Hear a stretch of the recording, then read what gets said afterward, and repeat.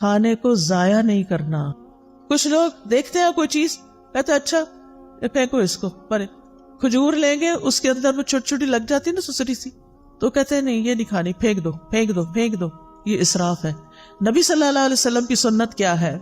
آپ کے سامنے پرانی کھجور پیش کی گئی, آپ نے کھول کے اچھی طرح جائزہ لیا, سسریاں نکالی, صاف کیا اور باقی کھا لی. اگر کوئی لقمہ زمین پہ گر جاتا تھا تو آپ کیا کرتے تھے؟ اٹھا کے پھینک دو؟ نہیں, بلکہ اس کو صاف کر کے کھا لیتے تھے. نبی صلی اللہ علیہ وسلم نے فرمایا شیطان تم میں سے ہر ایک آدمی کے پاس اس کے ہر کام کے وقت موجود رہتا ہے, یہاں تک کہ کھانے کے وقت بھی. لہٰذا جب تم میں سے کسی کا لقمہ گر جائے تو چاہیے کہ اس کو کھا لے صاف کر کے, اور اسے شیطان کے لیے نہ چھوڑے. کھانے کے بعد برتن کو کیا کرنا چاہیے؟ صاف کرنا چاہیے. ہم پہلے بے سوچے سمجھے برتن بھر لیتے ہیں, خاص طور پہ شادیوں میں. توجہ سے سنیے یہ بات, بڑی سخت تکلیف ہوتی ہے جب لوگ شادیوں پہ جاتے ہیں اور پلیٹوں کے اندر چھوٹے چھوٹے ٹیلے بنا لیتے ہیں کھانا ڈال ڈال کے, اور پھر 2-4 لقمے کھاتے ہیں, کوئی چھوٹے بچے کو ساتھ کھلایا, اور باقی ساری کی ساری پلیٹ واپس. اس کا حساب کون دے گا؟ پہلے تھوڑا ڈال کے چکھ لیں کہ آپ کے حساب سے نمک پورا ہے یا نہیں, اور اگر پہلی دفعہ میں آپ کو ٹھیک لگتا ہے تو بس پھر دوبارہ اتنا ڈالیں جتنا آپ کو بھوک ہے کھانا ہے. کھانا زیادہ نہیں ڈالنا, نہ گھر میں, نہ شادیوں میں, پارٹیوں میں, نہ کسی کے گھر, کیونکہ وہاں انسان سوچتا ہے میرا کیا جاتا ہے, مجھے تو کوئی نقصان نہیں. اور کتنا کھانا ضائع ہوتا ہے. اور آپ کو پتا ہے کہ آپ ہی کے شہر میں کتنے لوگ رات کو بھوکے سوتے ہوں گے, آپ نے ان کے حصے کا بھی منگا کے پکا کے ضائع کر کے بنوں میں پھینک دیا. تو کھانے کے بعد برتن صاف کرنا ہے. اگر کسی وجہ سے بعض اوقات اندازہ نہیں ہوتا, کچھ چیزیں ایسی ہوتی ہیں ان کو کھا کے جلدی پیٹ بھر جاتا ہے, تو پھر اس کھانے کو الگ نکال لیں. اگر کوئی بلی وغیرہ ہے اس کو ڈال دیں, اگر کوئی چاول وغیرہ ہے اپنے گھر میں ایک ایسی کنالی رکھ دیں, کوئی ایسی ڈش رکھ دیں کہ جس میں بچا ہوا کھانا جا کے ڈال دیں. پرندے آئیں گے وہ کھا کے چلے جائیں گے, آپ کو ثواب ملے گا. میں تو جب روٹی خود بناتی تھی تو پیڑے کا آٹا ہوتا ہے نا, وہ اگر ہاتھوں کو لگ جاتا تھا تو میں اس کے لیے الگ برتن رکھتی تھی, اور صبح سے رات تک جتنے بھی اس کے اندر ہاتھ سے اترا ہوا آٹا جمع ہوتا تھا وہ شام تک چھوٹی چھوٹی سوئیاں بن جاتا تھا سوکھ کے. پھر میں اس کو چڑیا کو ڈال آتی تھی, کیونکہ ذرے کا بھی وزن ہوگا نا قیامت کے دن, کے نہیں ذرے کا وزن ہے نا. فَمَن يَعْمَلْ مِثْقَالَ ذَرَّةٍ خَيْرًا يَرَهُ وَمَن يَعْمَلْ مِثْقَالَ ذَرَّةٍ شَرًّا يَرَهُ. شر کیا ہے؟ ضائع کرنا. خیر کیا ہے؟ کسی کے فائدے میں لے آنا. اور مجھے امید ہے کہ آپ پرندوں وغیرہ کے لیے پانی بھی رکھتے ہوں گے. آج کل آپ دیکھیں بارشیں نہیں ہو رہی, سخت گرمی میں بھی پانی ڈالیں, لیکن سردی میں بھی پانی رکھیں. کبھی راستے میں دیکھتے ہو نا پرندوں وغیرہ کو, میں سوچتی کہیں پانی نظر نہیں آ رہا, پتہ نہیں کہاں سے پیتے ہیں بےچارے, ان کو بھی پیاس لگتی ہوگی.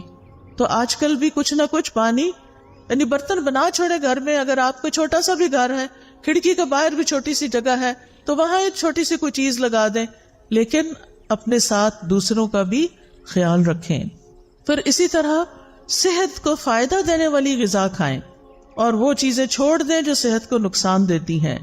ام منذر کہتی ہیں رسول اللہ صلی اللہ علیہ وسلم میرے گھر تشریف لائے, آپ کے ساتھ علی رضی اللہ عنہ بھی تھے, اور علی رضی اللہ عنہ بیماری سے اٹھے تھے, کمزور تھے. ہمارے ہاں کھجوروں کے خوشے لٹک رہے تھے, تو رسول اللہ صلی اللہ علیہ وسلم اٹھے اور ان سے کھانے لگے, اور حضرت علی بھی کھانے کے لیے اٹھے, تو رسول اللہ صلی اللہ علیہ وسلم نے ان سے فرمایا رک جاؤ, ابھی تم کمزور ہو. چنانچہ وہ رک گئے, ان کو پرہیز بتایا آپ نے. ام منذر کہتی ہے میں نے جو اور چکندر پکائے ہوئے تھے وہ آپ کی خدمت میں پیش کیے, تو آپ نے فرمایا اے علی یہ لے لو, یہ تمہارے لیے زیادہ فائدے کی چیز ہے. کھانا کھا کے کیا کرنا چاہیے, شکر کیسے کرنا چاہیے؟ اس میں آپ دیکھیں سب سے پہلی دعائیں کون سی ہیں؟ کھانا کھانے کے بعد کی دعائیں. ایک نہیں کئی دعائیں ہیں. آپ نے پتہ کیا کرنا ہے, ان دعاؤں کو, اس پیپر کو اس میں سے الگ کر کے آپ نے اپنے کچن میں جہاں کھانا کھاتے ہیں, یا ڈائننگ ہال میں, یا پھر جہاں بھی آپ ہوتے ہیں وہاں یہ لگا لیں, اور دیکھ کے پڑھنا شروع کریں, اور ایک ایک یاد کرنا شروع کریں, تاکہ کھانے کے بعد پڑھ کے آپ اٹھیں. ٹھیک ہے انشاءاللہ, اور اس سے آپ کو انشاءاللہ بہت ثواب ہوگا, اور یہ شکر ادا کرنے کا ایک طریقہ ہے. مثال کے طور پر آپ دیکھیں, اللہم بارک لنا فیہ وَأَطْعِمْنَا خَيْرًا مِّنْهُ, اے اللہ ہمیں اس کھانے میں برکت عطا فرما اور ہمیں اس سے بہتر کھلا. سبحان اللہ, ہر دفعہ کھانا کھا کے اگر آپ یہ دعا مانگتے ہیں کہ اللہ ہمیں اس سے بہتر عطا فرما, تو کیا ہوگا؟ شکر ادا کرنے والے کو کیا ملتا ہے؟ بہتر ملتا ہے. پھر الحمدللہ الذی اطعم وسقا وصوغہ وجعل لہ مخرجا, تمام تعریفیں اللہ کے لیے ہیں جس نے کھلایا پلایا اور اسے جسم میں پیوست کیا, یعنی ہمارے جسم کا حصہ بنا اور اس کے نکلنے کی راہ بنا, یعنی جو ویسٹ تھا وہ بھی جسم سے نکل گیا.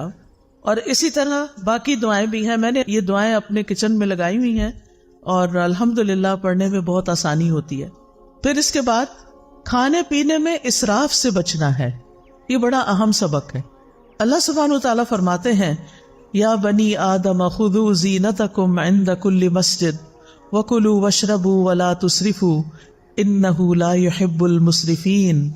اے آدم کی اولاد, ہر نماز کے وقت اپنی زینت لے لو, یعنی لباس میں نماز پڑھو, اور کھاؤ اور پیو اور حد سے نہ گزرو, بے شک وہ حد سے گزرنے والوں سے محبت نہیں رکھتا. اسراف کسی بھی چیز میں پسندیدہ نہیں, نہ لباس میں اور نہ کھانے پینے میں اور نہ کسی اور چیز میں. اسراف کیا ہے؟ نمبر 1, ضرورت سے زیادہ کھانا پینا. لوگوں کو اسراف کا مطلب نہیں پتا. ضرورت سے زیادہ کھانا پینا, کھانے کی ہرس, اور ایک وقت میں کئی چیزیں کھانا, یہ بھی کھا لو وہ بھی کھا لو وہ بھی شکلو, یہ بھی کھاؤ یہ بھی کھاؤ. اس وقت تو پتہ نہیں چلتا, لیکن جب ہضم ہونے پہ آتا ہے تو پھر تکلیف شروع ہو جاتی ہے. نمبر 2, ان چیزوں میں حد سے زیادہ خرچ کرنا. ایک ہے ضرورت سے زیادہ کھانا اور دوسرا ضرورت سے زیادہ خرچ کرنا. مثلا آپ گروسری کے لیے گئے ہیں, آپ وہاں دیکھتے ہیں سجے ہوئی چیزیں ہیں, زبردست سبزی پڑی ہے اور زبردست چیزیں اور پیکنگز میں پڑی ہیں. آپ کہتے ہیں پتہ نہیں پھر کہا یہ بھی لے لو یہ بھی لے لو یہ بھی خرید لو یہ بھی خرید لو یہ بھی خرید لو. اب آپ دیکھیں مشکل کیا ہو گئی ہے کہ بڑے بڑے سٹورز بن گئے ہیں, بڑے بڑے مالز بن گئے ہیں. اگر آپ نے ایک سمپل چائے بھی لینی ہے تو پہلے زمانے میں کیا ہوتا تھا, چھوٹی سی کارنر پہ دکان ہوتی تھی, وہاں ایک ہی قسم کی یا زیادہ زیادہ 2 قسم کی چائے پڑی ہوتی تھی, اور آپ جو پیتے تھے وہی چائے دوبارہ کسی بچے کو بھی پیسے دے کے منگا لیتے تھے. اب کیا ہوتا ہے, آپ مال میں جاتے ہیں اور چائے کی اتنی قسمیں ہیں کہ آپ کہتے ہیں کہ اچھا یہ بھی آ گئی, یہ تو لگتا بہت اچھی ہوگی, چلو یہ بھی ٹرائی کر لیتے ہیں, وہ بھی یہ بھی وہ بھی. بہت ساری چائے خرید کے گھر لے آتے ہیں طرح طرح کی. اب تو مجھے لگتا ہے ہر چیز کی چائے بن گئی ہے. اچھا اب گھر لاتے ہیں, اب آپ ایک پیتے ہیں, آپ کو ہائے ہائے یہ تو اچھی نہیں لگی, اس کو پرے پھینکو, پھر دوسری پھر تیسری, اور کچھ تو کھولنے کی نوبت نہیں آتی, اور پھر ایسے ہی پیک ڈبے جب ایکسپائر ہو جاتی ہے نا ڈیٹ, تو پھر اٹھا کے کیا کرتے, بن میں پھینک دیتے ہیں. نہ اپنے کام آئی نہ کسی اور کے کام آئی. یہ آپ نے کیا کیا؟ اسراف. سمجھ آئی اسراف کی؟ کس کس کو اسراف کی سمجھ آئی ہے؟ الحمدللہ. نمبر 1 زیادہ کھانا, نمبر 2 کھانے پہ زیادہ خرچ کرنا, اور نمبر 3 ہے حرام میں پڑنا, حرام چیزیں کھانا, نقصان دہ چیزیں کھانا. تو اللہ سبحانہ وتعالیٰ نے کیا فرمایا, کھاؤ پیو لیکن اسراف نہیں کرو. نبی صلی اللہ علیہ وسلم نے فرمایا کھاؤ اور پیو, پہنو اور صدقہ کرو, لیکن اسراف نہ کرو نہ تکبر کرو. ابن عباس کہتے ہیں جو تمہارا جی چاہے کھاؤ, جو تمہارا جی چاہے پہنو, مگر 2 باتوں سے ضرور بچو, اسراف اور تکبر. تکبر کیوں؟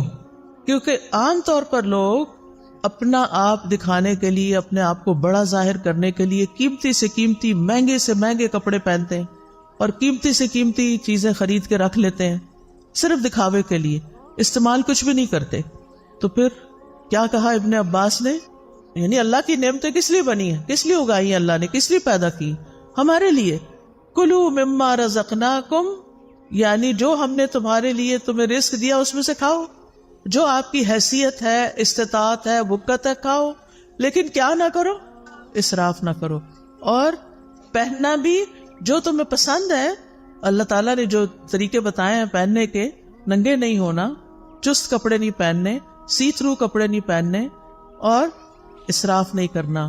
یعنی اپنے لمٹس دیکھ کے خرچ کرنا ہے. اگر آپ کے والد کی تنخواہ ہی 1 لاکھ ہے مثلاً، اور آپ اپنی شادی کا جوڑا بھی 1 لاکھ کا بنوا رہی ہیں، تو کیا یہ جائز ہوگا؟ یہ کیا ہوگا؟ اسراف ہوگا. اور جب ایسا نہیں ہوتا کہ وہ گھر میں افورڈ نہیں کر سکتے، تو وہ بیچارے کیا کرتے ہیں؟ پھر قرض اٹھاتے ہیں یا کسی سے صدقہ مانگتے ہیں کہ میری بیٹی کی شادی ہے، مجھے مدد دو.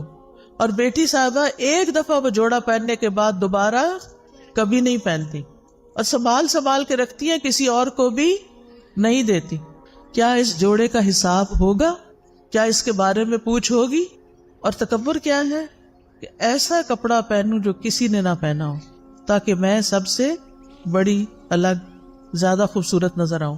اور پھر جب آپ دیکھتے ہیں کہ آپ کے کپڑے سب سے اچھے ہیں، تو پھر آپ اپنے آپ کو کیا سمجھنے لگتے ہیں کہ ہم بڑے عقل مند ہیں، ہم جیسا کوئی نہیں.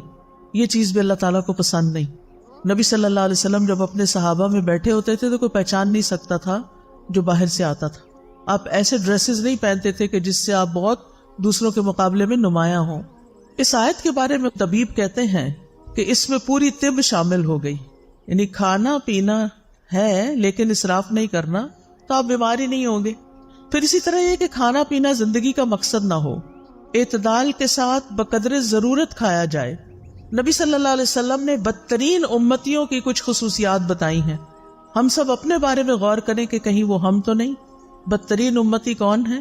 رسول اللہ صلی اللہ علیہ وسلم نے فرمایا، ان قریب میری امت میں ایسے لوگ ہوں گے جو طرح طرح کے کھانے اور رنگ برنگے مشروب طلب کریں گے. طلب کا کیا مطلب ہوتا ہے؟ آرڈر کرنا. طرح طرح کے کھانے اور رنگ برنگے مشروب طلب کریں گے. مثلاً آپ گئے ہیں کسی ریسٹورینٹ میں، آپ اٹھاتے ہیں مینیو، سارے اٹھا کے بیٹھ جاتے ہیں. پھر ہر کوئی کیا کہتا ہے؟ مجھے یہ کھانا ہے، مجھے یہ کھانا ہے، اس کو یہ کھانا ہے، اس کو یہ کھانا ہے. کافی ٹائم تو پہلے سلیکشن میں لگتا ہے. پھر آپ آرڈر کرتے ہیں، پھر گھنٹہ بھر کے بعد وہ کھانا آتا ہے، اور رنگ رنگ کا. اچھا یہ بھی منگا لیتے، یہ بھی منگا لیتے، یہ بھی ہو جائے، یہ بھی ہو جائے. اور ڈرنک میں پیپسی بھی ہو جائے، فانٹا بھی ہو جائے، فلاں بھی ہو جائے، فلاں بھی، جوس بھی ہو جائے. یہ ہے طلب کرنا. اور فرمایا طرح طرح کے کپڑے پہنیں گے، گفتگو میں بے احتیاطی کریں گے. یعنی بولتے وقت نہیں سوچیں گے کہ کسی بڑے سے بات کر رہے ہیں یا چھوٹے سے کر رہے ہیں، سچ بول رہے ہیں یا جھوٹ بول رہے ہیں. اور طرح طرح کی سواریوں پہ سوار ہوں گے. جن کے پاس ذرا زیادہ دولت آ جاتی ہے، پھر ان کو کیا شوق لگ جاتا ہے؟ ضرورت ہو یا نہ ہو، یہ گاڑی کا ماڈل بھی ہو، یہ بھی ہو، یہ بھی ہو، یہ بھی ہو. فرمایا وہ میری امت کے بدترین لوگ ہوں گے. آپ کے پاس اللہ کا دیا وہ بہت کچھ ہے، کھائیں، منع نہیں ہے، لیکن اسراف نہیں کرنا. ایک وقت میں بہت طرح کے کھانے نہیں کھانے، ایک وقت میں بہت قسم کے مشروب نہیں پینے. کہ ہمارا معدہ ہے یا کیا ہے؟ وہ بیچارہ کیا کرے گا؟ کتنی چیزیں ایٹ اے ٹائم ڈائجسٹ کر سکتا ہے؟ نبی صلی اللہ علیہ وسلم نے فرمایا، مجھے تمہارے متعلق گمراہ کن خواہشات میں سب سے زیادہ اندیشہ ان خواہشات کا ہے جن کا تعلق پیٹ اور شرمگاہ سے ہے. یعنی کھانے کے معاملے میں بے احتیاطی، اور پھر دوسری طرف زنا عام ہو جائے گا. اور فرمایا اور گمراہ کرنے والی خواہشات سے. ابن قیم کہتے ہیں دل کو بگاڑنے والی 5 چیزیں ہیں: لوگوں سے زیادہ گھل مل کے رہنا، خواہش پرستی، اللہ کے علاوہ کسی اور سے دلی تعلق رکھنا، زیادہ کھانا، زیادہ سونا. یہ 5 چیزیں دل کو خراب کرنے والی ہیں. اب اکثر لوگ کیا کہتے ہیں؟ سب کچھ ہے، دل میں سکون نہیں، خوشی نہیں. ایک تو ہم نے راتوں کو دن بنا لیا اور دن کو رات بنا لیا.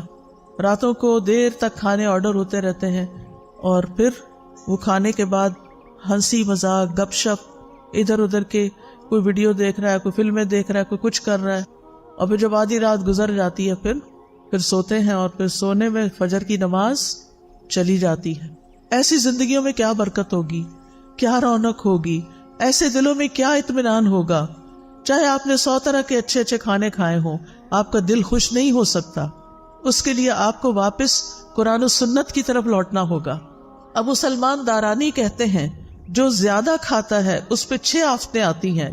نمبر 1، وہ مناجات کی حلاوت کھو دیتا ہے، اس کو اللہ سے راز و نیاز کی باتیں کرنی نہیں آتی، اس کی دعاؤں میں کوئی خشوع نہیں رہتا. نمبر 2، علم و حکمت یاد کرنے سے محروم ہو جاتا ہے، حافظہ خراب ہو جاتا ہے. نمبر 3، مخلوق پر شفقت سے محروم ہو جاتا ہے. کیونکہ جب وہ پیٹ بھر لیتا ہے وہ سمجھتا سب کے پیٹ بھرے ہوئے ہیں، وہ کسی اور کے بارے میں نہیں سوچتا، اس پر عبادت ثقیل ہو جاتی ہے، مشکل ہو جاتی ہے، اس کی خواہشات اور شہوت بڑھ جاتی ہے۔ سارے اہل ایمان مسجدوں کی طرف چکر لگاتے ہیں اور پیٹ بھرنے والا کوڑا کرکٹ کی طرف گردش کرتے ہیں، یعنی پہلے زمانے میں کوڑے کے ڈھیروں کے پاس لوگ جا کے رفع حاجت کرتے تھے، یعنی آج کل کی زبان میں، اور یہ بار بار واش روم کے چکر لگاتے رہتے ہیں، یہ بار بار ٹوائلٹ ہی جاتے رہتے ہیں۔ اذان تو ایک وقت پہ ہوتی ہے، نماز تو اپنے وقت پر ہوتی ہے، وہ یہ تو نہیں دیکھتی کہ اب کون ابھی تک آیا اور کون نہیں آیا۔ پھر آپ دیکھیں کہ کھانے کی شکر گزاری میں یہ بھی ہے کہ انسان اللہ کی مخلوق کو بھی کھلائے۔ قرآن مجید میں آتا ہے وَالَّذِينَ فِي أَمْوَالِهِمْ حَقٌّ مَّعْلُومٌ لِلسَّائِلِ وَالْمَحْرُومِ، وہ جن کے مالوں میں ایک مقرر حصہ ہے سوال کرنے والے کے لیے اور جسے نہیں دیا گیا۔ اسلام میں بھوکے کو کھانا کھلانے کا حکم ہے۔ نبی صلی اللہ علیہ وسلم نے فرمایا بھوکے کو کھانا کھلاؤ، بیمار کی تیمارداری کرو، قیدی کو رہائی دلاؤ۔ لیکن کتنا ظلم ڈھاتے ہیں ہم، کام والی رکھ لیتے ہیں اور اس سے کہتے ہیں اتنی تنخواہ دیں گے، کھانا وانا کچھ نہیں۔ آپ اپنے کچن میں اس سے سارا کام کراتے ہیں، کھانے کی خوشبوئیں اٹھ رہی ہوتی ہیں، جیسی آپ کو بھوک لگتی ہے اس غریب کو بھی لگی ہوتی ہے، اور جب آپ کھانا پکوا لیتے ہیں تو اس کو خدا حافظ کر دیتے ہیں۔ ہم نے تم سے کھانا نہیں باندھا ہوا، بس صرف تنخواہ دیں گے۔ اب وہ بیچاری گھر جائے، کیا خریدے اور کیا پکائے؟ مہنگائی کا حال تو اب سب کو پتا ہے۔ اگر اپنے ہی کھانے میں سے، جیسے نبی صلی اللہ علیہ وسلم نے فرمایا جو تمہارے لیے پکا کے لائے تو چند لقمے اس کو بھی اس میں سے کھلاؤ، اگر اس میں سے آپ اسے بھی دے دیتے ہیں، بٹھا کے کھلا دیتے ہیں، کتنا بڑا اجر کماتے ہیں۔ آپ کو گھر سے باہر جا کے صدقہ کرنے کی ضرورت نہیں پیش آئے گی اگر آپ گھر کے غریب ملازموں کو اچھا کھانے پینے کو دے دیتے ہیں۔ کیا حکم ہے؟ جو خود کھاؤ وہی ان کو کھلاؤ۔ کیا ہم اس پہ عمل کرتے؟ ان کا کھانا تو الگ بنتا ہے۔ اب آپ دیکھیں ایک کک جو کئی کھانے بنا کے آپ کے سامنے رکھ رہا ہے اور خود اپنے لیے دال بنا کے بیٹھ کے کھا رہا ہے، غریب، وہ آپ کے لیے دل میں کیسی محبت رکھے گا، اس کے دل میں کیسی کیسی تکلیف ہوگی کہ میں یہ سب کچھ صرف بنانے کے لیے، مجھے چکھنے کی بھی اجازت نہیں، اور میں اپنے سرونٹ کوارٹر میں جا کے دال ابال کے کھاؤں۔ کیسی کیسی زیادتیاں ہم کرتے ہیں۔ دوسرے کو کھانا کھلانا ایک مشکل کام ہے، انسان کے دل کے اندر بخل ہے، لیکن یہ تو کرنا ہی ہے کیونکہ اس میں اجر بہت زیادہ ہے۔ یہ انبیاء کی صفت ہے۔ قرآن مجید میں آتا ہے فَلَقْتَحَمَ الْعَقَبَةَ وَمَا أَدْرَاكَ مَا الْعَقَبَةُ فَكُّ رَقَبَةٍ أَوْ إِطْعَامٌ فِي يَوْمٍ ذِي مَسْغَبَةٍ۔ پھر وہ مشکل گھاٹی میں نہ گھسا۔ کیا ہے وہ مشکل گھاٹی؟ وہ گردن چھڑانا یا کسی بھوک والے دن میں کھانا کھلانا ہے۔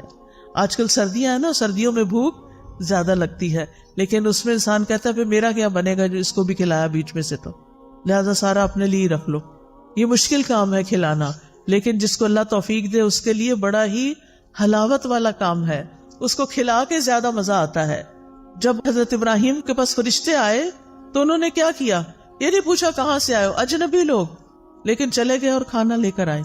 نبی صلی اللہ علیہ وسلم نے عورتوں کو بھی نصیحت کی، مسلمان عورتوں، تم میں کوئی اپنی ہمسائی کے گھر بکری کے ایک پائے کا کھر بیچنے کو بھی حقیر نہ سمجھے، یعنی کھانا بنا کے یا بنانے سے پہلے اپنے ہمسایوں میں بھی تقسیم کیا کرو، کچھ نہ کچھ ان کو بھی بھیجا کرو، اس سے محبت بڑھتی ہے۔ جہنم میں جانے والے لوگوں کی جو خصوصیت سورۃ الحاقہ میں بتائی گئی وہ کیا ہے؟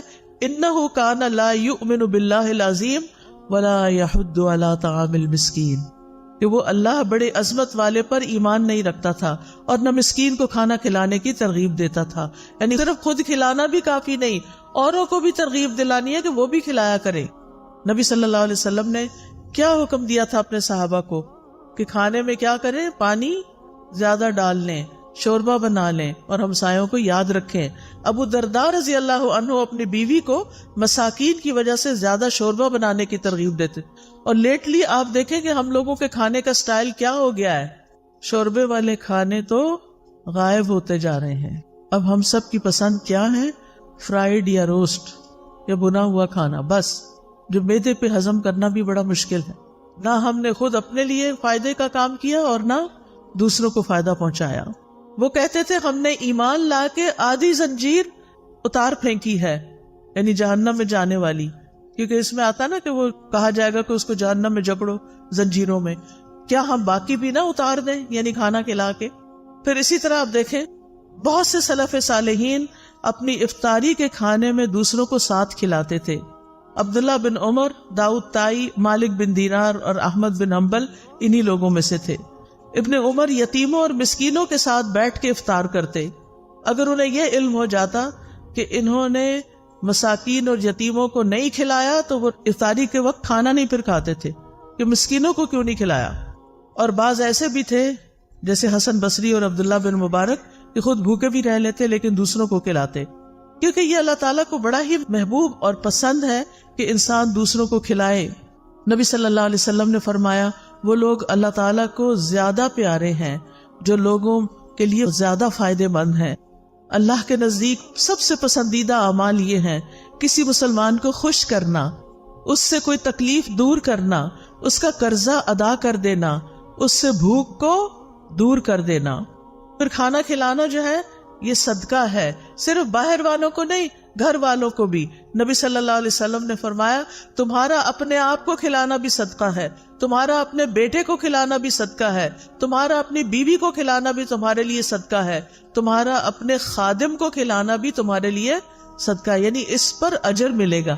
کھانا پکا کے خود کھا رہے اس پر بھی اجر ہے، گھر والوں کو کھلا رہے اس پر بھی اجر ہے. یہ بات خواتین کو اپنے پلے باندھ لینی چاہیے کہ میں جو کچن میں کام کرتی ہوں وہ میرے لیے بہت بڑا اجر کا کام ہے.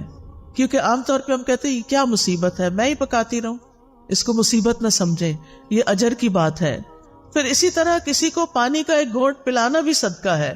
کھجور کا آدھا ٹکڑا دے کے بھی انسان جہنم سے بچ سکتا ہے. پھر اسی طرح خاص طور پر یتیموں اور مسکینوں کو کھلانا. نبی صلی اللہ علیہ وسلم نے فرمایا جو شخص مسلمان ماں باپ کے کسی یتیم بچے کو اپنے کھانے اور پینے میں اس وقت تک شامل رکھتا ہے جب تک وہ اس کی مدد سے مستغنی نہیں ہو جاتا، یعنی خود کمانے نہیں لگ جاتا، تو اس کے لیے یقینی طور پر جنت واجب ہو جاتی ہے. یعنی جو اپنے کھانے میں یتیموں اور مسکینوں کو شامل کر لیتا ہے، یعنی یتیموں کو خاص طور پر کہ جن کا کوئی کمانے والا نہیں، اس کی بیوہ ماں کو آزاد کر دیتا ہے کمانے کی فکر سے، تو ایسے شخص کے لیے جنت واجب. پھر آپ دیکھیں کہ آپ ایک لقمہ بھی جو کسی کو کھلاتے ہیں نا وہ ایسے پڑا نہیں رہتا. حدیث میں آتا ہے کہ اللہ سبحانہ و تعالیٰ تم میں سے ہر ایک کی کھجور اور لقمے کو اس طرح بڑھاتا ہے جیسے تم میں سے کوئی آدمی اپنے گھوڑے کے بچھیرے کو پالتا ہے، یہاں تک کہ ایک لقمہ احد پہاڑ جتنا ہو جائے گا. یعنی قیامت کے دن اتنا بڑا اس کا اجر آپ کے سامنے آئے گا. پھر اسی طرح رسول اللہ صلی اللہ علیہ وسلم نے فرمایا قیامت کے دن ہر شخص اپنے صدقے کے سائے میں ہوگا یہاں تک کہ لوگوں کے درمیان فیصلہ ہو جائے.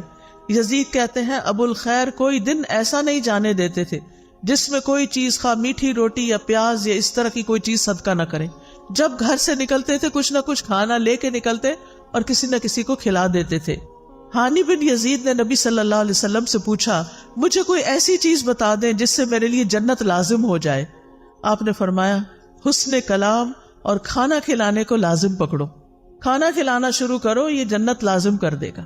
اور جنت کے بالا خانے، خوبصورت محلات اس شخص کے لیے ہیں جو بات اچھی طرح کرے، کھانا کھلائے اور جب لوگ رات کو سو رہے ہوں تو وہ نماز پڑھے.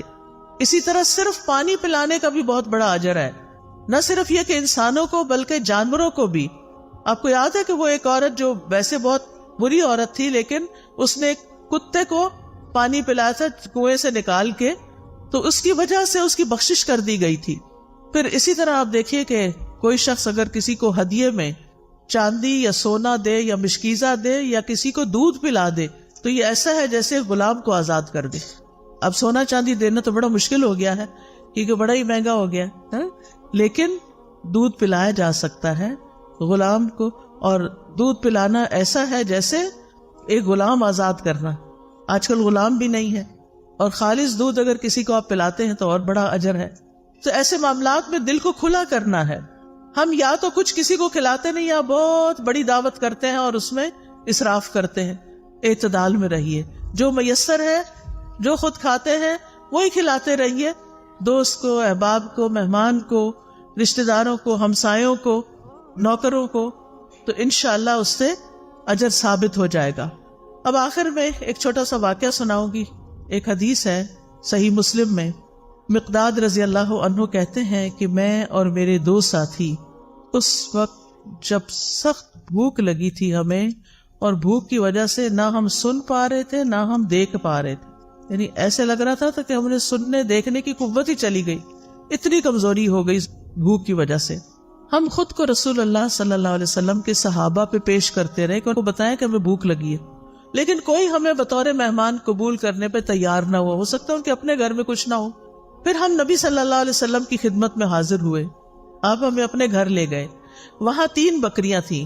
نبی صلی اللہ علیہ وسلم نے فرمایا تم لوگ مشترکہ طور پر ہم سب کے لیے ان کا دودھ نکالا کرو، یعنی تم بھی پیو ہم بھی پیئیں گے، سب مل کے نکالو۔ ہم ان کا دودھ نکالتے اور ہر شخص اپنا حصہ پی لیتا، اور نبی صلی اللہ علیہ وسلم کے حصے کا دودھ اٹھا کے رکھ دیتے کہ جب آپ تشریف لائیں گے تو آپ بھی پی لیں گے۔ آپ رات کے وقت تشریف لاتے، سلام کرتے، کسی سوئے ہوئے کو نہ جگاتے اور جاگنے والے کو سلام سنا دیتے، یعنی آہستہ سے سلام بول دیتے۔ پھر آپ مسجد میں تشریف لاتے، نماز پڑھتے، پھر واپس آ کر اپنے حصے کا دودھ پیتے۔ رات کو آپ دودھ پیتے تھے۔ آپ رات کو تشریف لاتے کس طرح کہ جو سوئے ہوئے ہیں ان کو جگاتے نہیں تھے۔ ہمارے ہاں تو کیا ہوتا ہے کہ بیوی بیچاری تھک ہار کے سوئی بھی ہو، اب مرد خود بھی آتا ہے لیٹ اور پھر ساتھ 2-4 مہمان بھی لے آتا ہے اور کہتا ہے کہ اٹھو اب ان کو کھلاؤ، تو یہ زیادتی والی بات ہے، ایسے نہیں کرنا چاہیے۔ اگر مہمانوں کو لانا ہے تو پہلے سے بتائیں، اور پھر ان کا انتظام ایسے ہو کہ کسی سونے والے کو جگایا نہ جائے۔ پھر کہتے ہیں کہ ایک رات میرے پاس شیطان آ گیا، اس وقت میں اپنے حصے کا دودھ پی چکا تھا۔ اس نے کہا محمد صلی اللہ علیہ وسلم انصار کے پاس جاتے ہیں، وہ ان کو ہدیے اور تحفے دیتے ہیں اور آپ ان کے ہاں سے لے لیتے ہیں، اور یہ جو تھوڑا سا دودھ پڑا ہے رسول اللہ صلی اللہ علیہ وسلم کو اس کی کوئی ضرورت نہیں، یعنی خود ہی پی جاؤ۔ بعض اوقات ایسا ہوتا ہے نا کہ ہمیں کہا جاتا ہے یہ تمہارا اور فلاں کا، ہم پی لیتے ہیں کھا لیتے ہیں اور کہتے ہیں اچھا پتہ نہیں وہ آئے گی کہ نہیں، وہ بھی کھا لو۔ یہی معاملہ ہوا یہاں، کہتے ہیں میں دودھ کے پاس گیا، وہ بھی دودھ پی لیا جو کس کے لیے رکھا ہوا تھا، رسول اللہ صلی اللہ علیہ وسلم کے لیے۔ اور جب وہ دودھ میرے پیٹ کے اندر چلا گیا اور مجھے یہ یقین ہو گیا کہ اب یہ واپس میں نہیں نکال سکتا، تو شیطان نے مجھے پریشان کرنا شروع کر دیا۔ کہتا ہے افسوس تم پر، تم نے یہ کیا کیا۔ یہ ہے شیطان، پہلے اس عمل کو خوشنما بنا دیتا ہے، جب کر لیتے ہیں تو پھر پریشان کرتا ہے کہ تم نے ٹھیک نہیں کیا، اور بے چینی لگا دیتا ہے۔ تم نے محمد صلی اللہ علیہ وسلم کا بھی حصہ پی لیا، اب وہ آئیں گے تو ان کو دودھ نہیں ملے گا اور ہر صورت تمہارے خلاف بد دعا کریں گے، پھر تم ہلاک ہو جاؤ گے، تمہاری دنیا آخرت برباد ہو جائے گی۔ اب یہ شیطان یہ دل میں وسوسے ڈال رہا ہے، کس کے؟ ان صحابی کے، مقداد کے۔ وہ کہتے ہیں میرے جسم پر ایک چھوٹی سی چادر تھی، میں اگر پیروں پر ڈالتا تو سر باہر نکل آتا، سر پہ ڈالتا تو پیر باہر نکل جاتے، اور کیفیت یہ ہو گئی کہ مجھے نیند نہیں آ رہی تھی کہ میں یہ کیا کر آیا ہوں۔ اور رہے میرے ساتھی تو وہ تو سو رہے تھے اپنا اپنا حصہ پی کے، انہوں نے تو وہ کام ہی نہیں کیا جو میں نے کر لیا تھا۔ کہتے ہیں پھر نبی صلی اللہ علیہ وسلم تشریف لائے اور آپ جس طرح سلام کرتے تھے اسی طرح سلام کیا، پھر آپ مسجد میں آئے، نماز پڑھی، پھر آپ دودھ کے پاس آئے، اس کا برتن کھولا تو اس میں کچھ بھی نہیں تھا، وہ تو پی لیا گیا تھا۔ آپ نے آسمان کی طرف سر اٹھایا تو میں نے دل میں کہا اب تو ضرور میرے خلاف بد دعا ہوگی اور میں ہلاک ہو جاؤں گا۔ شیطان ایسی بدگمانیاں بھی ڈالتا ہے، لیکن آپ نے دعا کی اللہم اطعمنی واسقی من سقانی، اللہ جو مجھے کھلائے اسے تو کھلا اور جو مجھے پلائے تو اسے پلا۔ اتنی خوبصورت دعا، یہ سن کر وہ چادر سے باہر آ گئے کیونکہ جاگ ہی نہیں تھا، ان کو نیند نہیں آ رہی تھی مقداد کو، اور اسے جسم پر مضبوطی سے باندھ لیا، چھری لی اور بکریوں کی طرف چل پڑا کہ ان میں سے کون سب سے زیادہ فربا موٹی ہے، میں اس کو رسول اللہ صلی اللہ علیہ وسلم کے لیے ذبح کر دوں۔ میں نے دیکھا تو اس کے تھن دودھ سے بھرے ہوئے تھے، بلکہ سب بکریوں کے تھن دودھ سے بھرے ہوئے تھے۔ میں نے محمد صلی اللہ علیہ وسلم کے گھر والوں کے برتنوں میں سے وہ برتن لیا جس میں وہ دودھ دوتے تھے، پھر میں نے اس میں دودھ دوہا حتیٰ کہ برتن پہ جھاگ آ گیا، یعنی بہت زیادہ وہ جب دھاریں لگاتے ہیں نا تو جھاگ آتی ہے۔ پھر میں اسے لے کر حضور صلی اللہ علیہ وسلم کی خدمت میں آیا، آپ نے فرمایا تم لوگوں نے رات کو اپنا مشروب پی لیا تھا؟ میں نے عرض کی اللہ کے رسول آپ بھی پی لیجئے۔ آپ نے دودھ پی لیا، پھر مجھے دیا، میں نے کہا اللہ کے رسول آپ اور پیجئے، آپ نے پھر پی لیا اور برتن دوبارہ مجھے دیا۔ جب میں نے جان لیا کہ رسول اللہ صلی اللہ علیہ وسلم سیر ہو چکے ہیں اور میں نے آپ کی دعا کو پا لیا ہے، یعنی یہ دعا تو مجھے لگی کہ اللہم اطعم من اطعمنی واسقِ من سقانی، تو میں ہنسنے لگ گیا، ہنستے ہنستے زمین پہ گر گیا۔ آپ نے فرمایا مقداد یہ ایک بری خصلت ہے، یہ کوئی اچھا اخلاق نہیں ہے کہ ہنستے ہنستے نیچے گرو، کئی لوگ ایسے کرتے ہیں تو ایسا نہیں کرنا چاہیے۔ میں نے کہا اللہ کے رسول میرے ساتھ تو یہ معاملہ ہوا تھا آج اور میں نے اس طرح کیا. آپ نے فرمایا یہ دودھ اس وقت جو تمہیں ملا اللہ کی رحمت کے سوا کچھ نہ تھا. تم نے مجھے اس وقت کیوں نہ بتا دیا؟ ہم اپنے ساتھیوں کو بھی جگا دیتے اور وہ بھی اس رحمت میں سے اپنا حصہ پا لیتے. میں نے کہا اس ذات کی قسم جس نے آپ کو حق کے ساتھ بھیجا ہے، جب یہ دودھ آپ نے پی لیا اور آپ کے ساتھ میں نے بھی پی لیا تو اب مجھے کوئی پرواہ نہیں کہ کس نے پیا اور کس نے نہیں پیا. بس میرا کنسرن یہی تھا. تو اس حدیث سے کچھ باتیں پتہ چلتی ہیں. سب سے پہلی بات تو یہ کہ نبی صلی اللہ علیہ وسلم بھوکے بے سہارا بے آسرا لوگوں کو اپنے گھر لے آتے تھے، اپنے پاس پناہ دیتے تھے، ان کا خیال رکھتے تھے. دوسری بات یہ کہ یہ حدیث نبوت کے دلائل میں سے ایک دلیل ہے. تیسری بات یہ کہ جب آپ دیر سے بھی رات کو آتے گھر تو سلام کیا کرتے تھے. جو جاگ رہا ہوتا سن لیتا اور جو سونے والا ہوتا وہ ڈسٹرب نہیں ہوتا تھا. اس سے پتہ چلتا ہے کہ آپ سونے والے کی نیند کا خیال رکھتے تھے اور ہمیں بھی رکھنا چاہیے. پھر اسی طرح شیطان دوسروں کے حصے کو خوشنما بنا کے دکھاتا ہے اور اس کو استعمال کرنے کی ترغیب دیتا ہے، اور شیطان مومن کو پریشان اور مایوس کرتا ہے. پھر نبی صلی اللہ علیہ وسلم کا عمدہ اخلاق بھی پتہ چلتا ہے کہ کس طرح آپ نے چشم پوشی کی، صبر سے کام لیا، اور کس طرح آپ نے دعا کی. اپنا حصہ نہیں ملا تو دعا کر لی. اگر کبھی یہ ہو ہمارے ساتھ کہ ہمارا کوئی بہن بھائی ہمارا کوئی حصہ کھا پی جائے، ہم کیا کریں گے؟ دعا دیں گے یا لڑائی ڈال دیں گے؟ آئندہ سے کیا کریں گے؟ لڑائی نہیں کریں گے بلکہ دعا دیں گے. نبی صلی اللہ علیہ وسلم کھانا کھلانے والے کو بھی دعا دیا کرتے تھے. ابن قیم لکھتے ہیں کہ آپ کی صفات میں سے یہ بات تھی، آپ کے اخلاق میں سے بھی، کہ جب کسی کے پاس کچھ کھاتے تو وہاں سے نکلتے نہیں تھے جب تک ان کے لیے دعا نہ کر دیں. تو آپ کسی کے بھی گھر جائیں، کچھ بھی کھائیں تو کیا کریں؟ ان کو دعا دیں. پھر یہ کہ دوسروں کو اپنی ذات میں ترجیح دینا اور انہیں آگے رکھنا. نبی صلی اللہ علیہ وسلم کے اپنے بھی حالات بہت اچھے نہیں تھے، لیکن آپ ان کو بھی گھر لے آئے جن کے پاس کچھ کھانے پینے کو نہیں ہوتا تھا. جو اصحاب صفہ تھے، اصحاب صفہ وہ ہجرت کر کے آئے تھے مختلف علاقوں سے، وہ مدینہ کے رہنے والے نہیں تھے، لہٰذا ان کے پاس وہ سب کچھ نہیں تھا.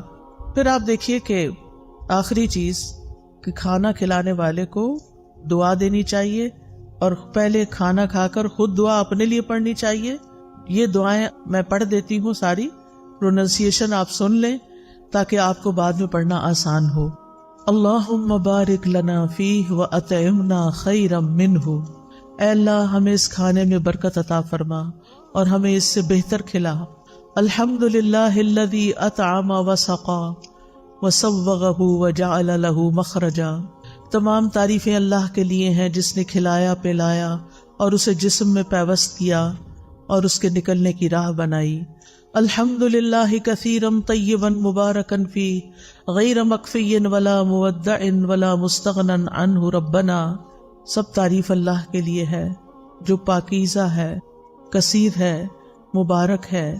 اس کھانے کو ہم کافی نہیں سمجھتے اور نہ اس کو چھوڑتے ہیں.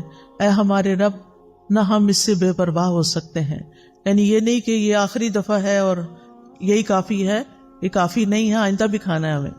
اللہم اطعمت و اسقیت و اغنیت و اقنیت و ہدیت و احییت فلک الحمد علی ما اعطیت. اے اللہ تو نے ہی کھلایا، تو نے ہی پلایا، تو ہی غنی کرتا ہے، تو ہی فقیر کرتا ہے، تو نے ہدایت دی، تو نے ہی زندگی عطا فرمائی، بس جو تو نے عطا کیا اس پر تیری ہی تعریف ہے. پھر پچھلے سارے گناہوں کو معاف کرنے والی دعا ہے. رسول اللہ صلی اللہ علیہ وسلم نے فرمایا جو کھانا کھا کے یوں کہے الحمدللہ الذی اطعمنی ھذا ورزقنیہ من غیر حول منی ولا قوہ. اس اللہ کا شکر جس نے مجھے یہ کھانا کھلایا اور مجھے رزق عطا فرمایا جس میں میری قوت اور کوئی طاقت شامل نہیں. پھر اسی طرح ایک اور دعا ہے. ابن عباس فرماتے ہیں کہ رسول اللہ صلی اللہ علیہ وسلم نے فرمایا جسے اللہ تعالیٰ کوئی بھی کھانا کھلائے وہ یوں کہے اللہم بارک لنا فیہ ورزقنا خیرا منہ. اے اللہ ہمیں اس میں برکت عطا فرما اور ہمیں اس سے بہتر عطا فرما. جب دودھ پیتے تو کیا پڑھتے؟ اللہم بارک لنا فیہ وزدنا منہ. اے اللہ ہمارے اس دودھ میں ہمیں برکت عطا کر اور ہمیں اس سے زیادہ عطا کر. ابو ہریرہ رضی اللہ عنہ کھانا کھانے کے بعد کس طرح شکر ادا کرتے تھے؟ وہ کہتے ہیں ابو ہریرہ نے حمید سے کہا میری والدہ کے پاس جاؤ، ان کو سلام کہو اور کہو آپ کا بیٹا آپ کو سلام دے رہا ہے اور کہتا ہے ہمیں کچھ کھانا کھلائیں۔ اس پر ان کی والدہ نے جو کی 3 روٹیاں اور زیتون کا تیل جو ہے اور نمک رکابی میں رکھا، اسے اپنے سر پہ رکھ لیا اور ان کے پاس لے کر یہ چلے گئے۔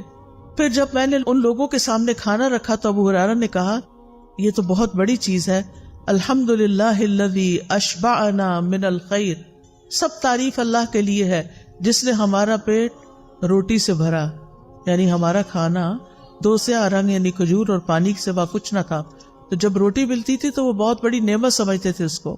پھر شدت بھوک کے وقت کی دعا ہے، اس سے پہلے ایک اور دعا ہے الحمدللہ الذی ہدانا واطعمنا وسقانا ونعمنا، اللہ اکبر، اللہم الفتنا نعمتک بکل شر اصبحنا منها وامسینا بکل خیر فنسألک تمامها وشکرها لا خیر الا خیرک ولا الہ غیرک الہ الصالحین ورب العالمین، الحمدللہ ولا الہ الا اللہ ما شاء اللہ ولا قوت الا باللہ، اللہم بارک لنا فیما رزقتنا وقنا عذاب النار۔ اس کا ترجمہ ہے سب تعریف اللہ کے لیے ہے جس نے ہمیں ہدایت دی، ہدایت کھانے پینے سے بھی زیادہ قیمتی چیز ہے، ہمیں کھلایا اور ہمیں پلایا، ہمیں نعمتیں عطا فرمائیں، اللہ سب سے بڑا ہے۔ اے اللہ تیری نعمت اس وقت آئی جب ہم شر میں پھنسے ہوئے تھے، ہم نے اس نعمت کی وجہ سے ہر طرح کی خیر کے ساتھ صبح کی اور شام کی، بس ہم تجھ سے اس نعمت کے مکمل ہونے کا اور اس کے شکر ادا کرنے کا سوال کرتے ہیں۔ تیری خیر کے سوا کوئی خیر نہیں، تیرے سوا کوئی معبود نہیں، اے الہ الصالحین، سارے جہانوں کے رب، سب تعریف اللہ کے لیے ہے اور اللہ کے سوا کوئی معبود نہیں، جو چاہتا ہے وہی ہوتا ہے، کسی میں طاقت نہیں سوائے اللہ کے۔ اے اللہ جو رزق تو ہمیں دے اس میں برکت دے اور ہمیں آگ کے عذاب سے بچا لے۔ اور اسی طرح حضرت عائشہ فرماتی ہیں کہ نبی صلی اللہ علیہ وسلم رات کو بھوک کی وجہ سے کروٹیں بدلتے تھے اور یہ دعا پڑھتے لا الہ الا اللہ الواحد القہار رب السماوات والارض وما بینہما العزیز الغفار، نہیں ہے کوئی معبود برحق مگر اللہ جو اکیلا اور زبردست ہے، آسمانوں اور زمین اور ان دونوں کے درمیان والی تمام چیزوں کا رب ہے، وہ غالب اور بہت بخشنے والا ہے۔ پھر اگر کوئی آپ کو کھانا کھلائے تو آپ کیا دعا کریں؟ اللہم اطعم من اطعمنی واسق من سقانی، اللہ جو مجھے کھلائے تو اسے کھلا اور جو مجھے پلائے تو اس کو پلا۔ ہمارا کیا کھلانا اور ہمارا کیا پلانا، جو اللہ کھلائے گا اس کا تو کوئی میچ ہی نہیں۔